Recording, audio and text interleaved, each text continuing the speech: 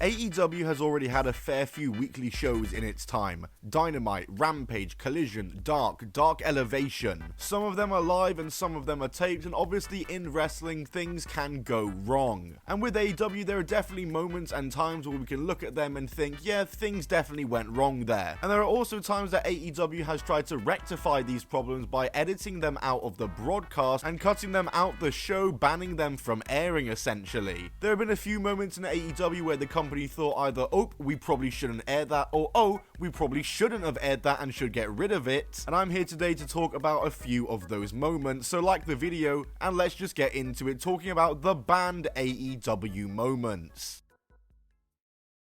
The first match to discuss is the match that took place between Luchasaurus and Cesar Bononi on the 10th of March 2021 edition of AEW Dark. And now on paper, this match seems like the exact kind of match that I would like and the exact kind of match that I would enjoy, because it's two big meaty men and they're surely gonna be slapping some meat soon, right? Well, not quite. Let's go ahead and watch this match, because there is a very key reason as to why this match is very low rated. So like I said, it's the March 10th edition 2021 of AEW Dark. AEW Dark number 80 is Luchasaurus versus Cesar Bononi. It's during the pandemic era. The crowd is still empty. I hate looking at the pandemic era shows. I just never want to go back to this era of wrestling. The match starts off really weird as the two are trying to take each other down, and Excalibur and Taz bring on their shenanigans on commentary, which lasts for the entire match and is the best part of the match, which kind of tells you everything about what was going on in the ring. Anyway, I need to stop foreshadowing. But I say that when there's really nothing to talk about in this match spot-wise. There was no notable spots, nothing special. It was just a standard AEW Dark pandemic era match, and if you watched any of Dark during the pandemic, you know exactly what I mean. Pretty much any AEW Dark match during this era was just for farming purposes. It was just to give people wins. And this match was no different. Luchasaurus dominates throughout the match. The only time Cesar Bononi is ever really in control is when Peter Avalon at ringside gets involved. But it's also Peter Avalon's involvement that costs Cesar Bononi the match, as he gets involved and gets calmer as Luchasaurus takes him out, and then Luchasaurus hits the crater for a near fall, and then he hits the chokeslam and a moonsault for the actual 1-2-3 on Cesar Bononi to win this match. Now that wasn't too bad, just a bit slow, just a bit dull, but fine for a match that is free on YouTube. It isn't really something to write home about, and like I said, it's exactly how you'd expect a Dark match from this time to be in AEW. So why am I talking about it? Why is it on the list of the worst AEW matches of all time? And the reason why is because of a botch that got edited out of the match. This match is part of an AEW Dark episode that was actually re-uploaded because they edited out a botch, which showed a very awkward moment and a miscommunication between the two in the ring, as they were both going for a move, then they stopped and then reset the spot, as Taz and Excalibur and commentary were like, oh, okay, and they just left it in. Like, AEW Dark is literally a pre-recorded show. How do you just let that slide in there? Like, Luchasaurus and Cesar Bononi have clearly done that with the thought that, yeah, surely this is gonna get edited out. They just clearly assumed that, but no, it went out and the whole world saw it. Max Caster is known for formerly being one half of the tag team The Acclaimed, who were a very well acclaimed tag team in AEW, being trios champions and tag champions. Obviously, Max Caster's gimmick is that he's a rapper and he raps his way to the ring for all of his matches and for all of the past Acclaimed matches, as on his way to the ring he would always rap a diss against his opponent, and his rap would always get people talking, sometimes for the right reasons and sometimes for the very wrong reasons, leaving a sour taste in people's mouths. And perhaps his most controversial rap of all time, and one that got edited out of the broadcast in the end, took place on the August 3rd, 2021 episode of AEW Dark, as Max Caster and Anthony Bowens made their entrance for a match involving the Sydal Bros and the Varsity Blondes, and Max Caster's rap on the way to the ring reads, "The Acclaimed kicking ass for miles, make you claim mental health like Simone Biles, the Sydal's gonna pay the cost, I'm gonna treat those bitches like Duke Lacrosse. The blondes say they the best, but those dudes are faker than a PCR test. And what's that smell here in North Carolina? oh wait, that's just Julia's before he's cut off. This rap obviously was in poor taste due to the lines about Simone Biles in particular, as that was an ongoing thing and a current topic, and the line about Duke Lacrosse and Julia Hart obviously didn't go down too well either. In fact, none of this part went down well whatsoever, and people were baffled as to how this rap remained in the broadcast, as Dark was a taped and edited show, and this actually made it to air. It would get edited out of the broadcast and re-uploaded in the end, and Tony Khan was seemingly also baffled about how this rap made it into the air and how it was included, as he stated in an interview that he thought the rap was terrible and that it should have never made it to air. Like I said, the rap was edited out of the Dark episode after, and now if you watch that episode in particular, you won't find the rap in the broadcast. And as a result of this incident, Max Caster was suspended from AEW for just over 4 weeks as he returned the next month, and since then did some maybe even more provocative raps than that one somehow.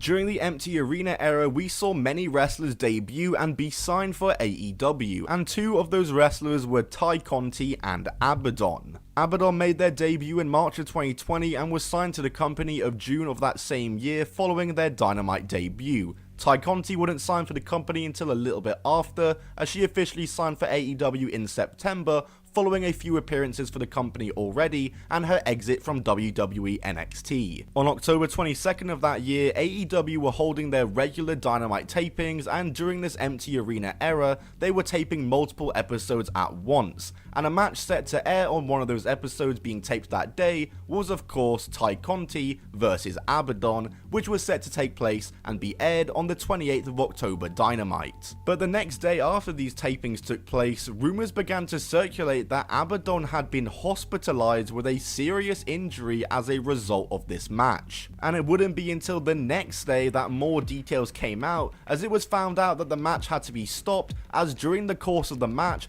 Abaddon was nailed with a botched elbow to the throat by Ty Conti, leaving her unable to breathe and having to be rushed to the emergency room. This report did also come with some good news though, which was that Abaddon's injury was not as serious as originally thought, and they ended up being back in about a month or so. This match would obviously never make it to the air and was never shown on Dynamite, and since this was during the Empty Arena era, there is no fan footage of what took place either, so as far as I'm concerned, this match can be considered lost media. In August of 2021, AEW Dark officially began taping episodes in Universal Studios Orlando, Florida, dubbing the venue the All Elite Zone. And like they were doing during the Empty Arena pandemic era, AEW would often tape many matches in a single day to air across the coming weeks. And one of these Dark tapings was taking place on June 12, 2022, and on this taping was a match between AEW star Ortiz and indie talent Richard King. Ortiz at the time was of course a member of Proud and Powerful alongside Santana and a former member of the Inner Circle, and Richard King was a young indie talent based out of Orlando, Florida, where the tapings were of course taking place, and it looked like this was just your typical AEW Dark match for the time, with an AEW star taking on a local talent. However though, I unfortunately can't tell you whether this match was any good or not because it never came to air. And that's because 4 days later, on the 15th of June AEW Dynamite, Ortiz took on the former Inner Circle leader Chris Jericho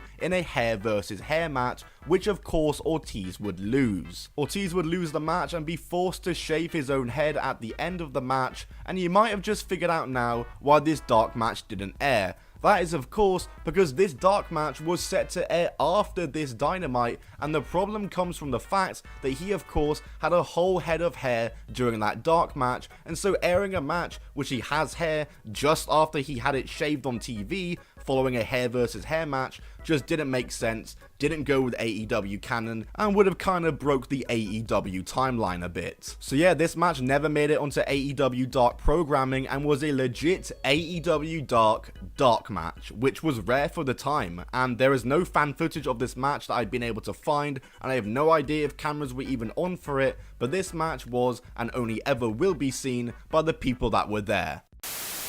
Every year, the Chris Jericho Rockin' Wrestling Rager takes to the seas and is a first of its kind cruise that holds wrestling shows on the boat itself. AEW actually held an episode on the cruise in 2020, and it was pretty awesome stuff. but anything that happens on the Jericho Cruise that isn't part of AEW programming is pretty much considered non-canon to AEW and not a part of AEW. However, there's always been one match that has always walked the fine line of whether it is considered canon or non-canon, and that is a match that took place on January 22nd, 2020 on the third night of the cruise and just one day after the AEW Dynamite taping from the cruise. The main event of this night saw a mixed intergender tag team match between Kip Sabian and Penelope Ford taking on the team of Kenny Omega and Riho. And this match is a rare sight for AEW as, like I said, it's an intergender tag team match, and during the course of this match we'd see Riho and Kip Sabian mix it up, and then we'd see Kenny Omega and Penelope Ford mixing it up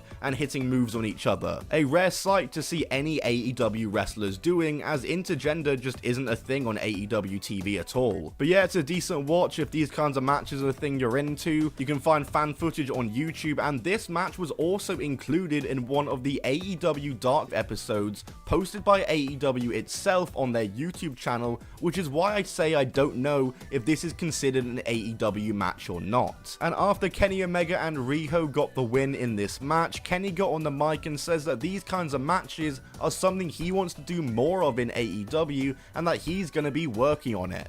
I'm guessing that idea got instantly shut down because we've never seen an intergender tag like this in AEW, as we usually just see your regular mixed tag in AEW where it's men on men and women on women. Tony Khan was vocal when AEW first started that he doesn't want to do intergender wrestling, so I doubt we ever will see matches like this on AEW programming. You can get it in the middle of the ocean, however.